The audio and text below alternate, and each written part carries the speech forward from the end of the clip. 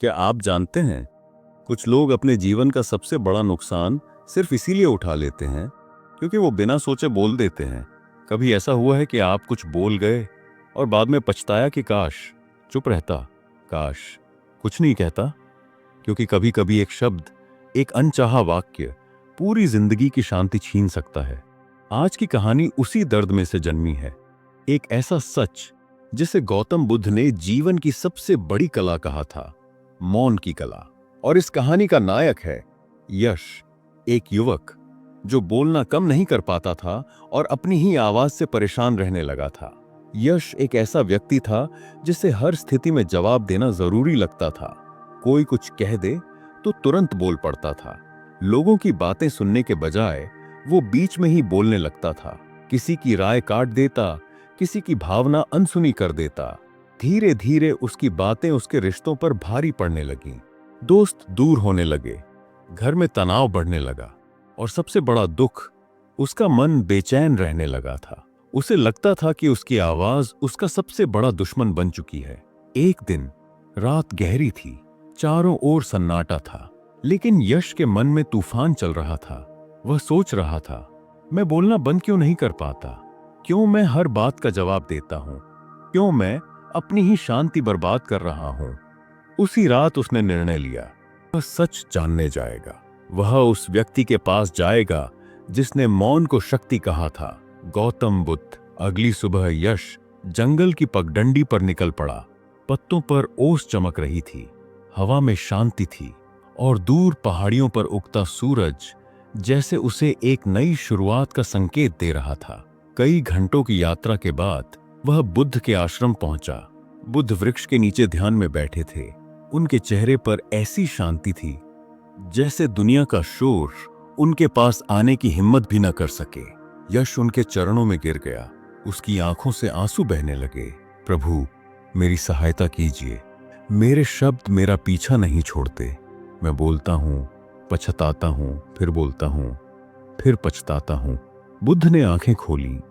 उनकी दृष्टि शांत, गहरी और दयालु थी।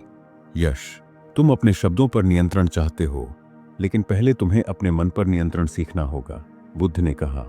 यश, कम बोलना सिर्फ होंठ बंद करना नहीं है, यह मन को शांत करना है। जब मन उथल पुथल में हो तो इंसान बहुत बोलता है। जब मन शांत होता है तो शब्द स्वयं कम हो जाते हैं।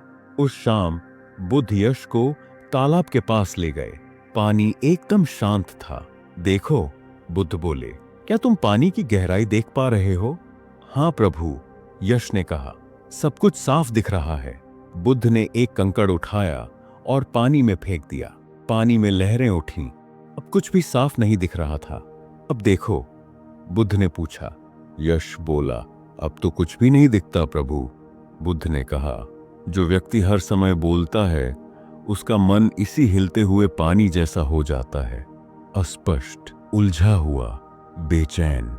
पर जो कम बोलता है उसका मन इस शांत तालाब जैसा हो जाता है, गहरा, स्थिर और साफ। यश ने पहली बार महसूस किया कि उसकी समस्या सिर्फ शब्द नहीं, उसका मन था।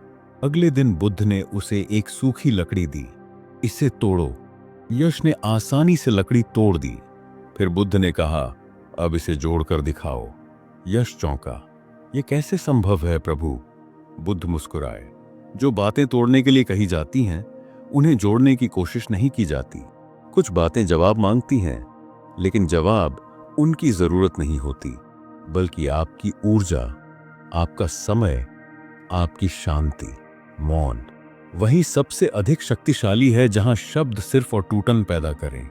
यश की आंखें भर आईं। उसे पहला उत्तर मिल गया था। बुद्ध ने कहा, यश, दुनिया कहती है जो चुप रहे वो हार गया, लेकिन मैं कहता हूं जो चुप रह गया वही खुद पर जीत गया।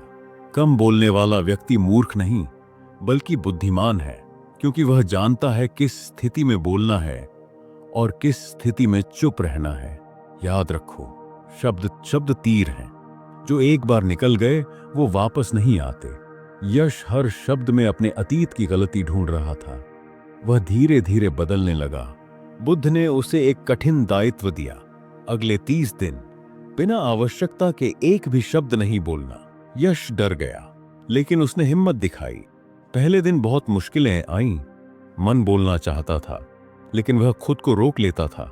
तीसरे दिन उसे एहसास हुआ, उसके मन का शोर धीरे धीरे कम हो रहा है। 7वें दिन वह अपने विचारों को साफ सुन पा रहा था।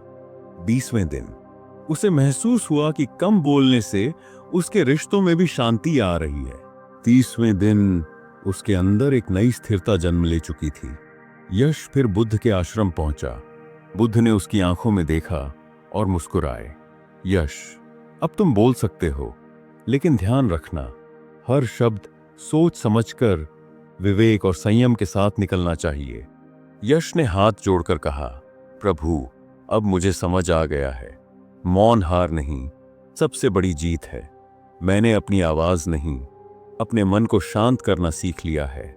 और उस दिन एक नया यश जन्मा था, गहरा, समझदार, स्थिर और शांत। क्या आपने कभी गौर किया है, जब आप गुस्से में होते हैं तो आपका मन कितना शोर करता है?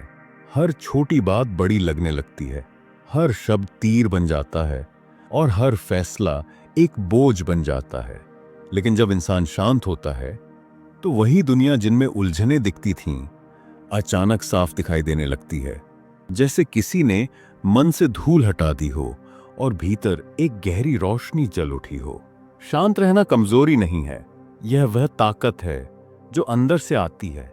यह बताती है कि आपको हर बात पर प्रतिक्रिया देने की जरूरत नहीं।